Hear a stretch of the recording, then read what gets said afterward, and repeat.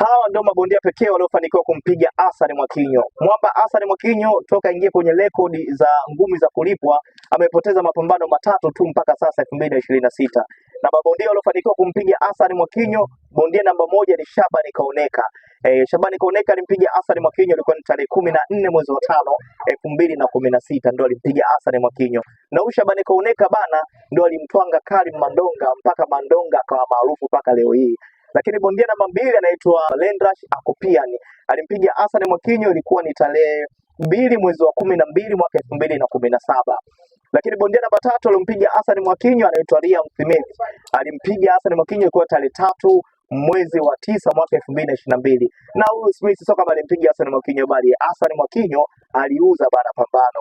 Na hao ndio mabondia pekee waliofanikiwa kumpiga Hassan Mwakinyo. Je, wewe unaona nani mwingine ataingia kwenye rekodi za kumpiga Hassan Mwakinyo katika mabondia hao watatu ambao walikumpiga Hassan Mwakinyo? Niandikie hapo kwenye comment nani mwingine wewe unamuona anaweza kaja na akamtwanga Hassan Mwakinyo na akaingia katika rekodi hii ya kumtwanga Hassan Mwakinyo.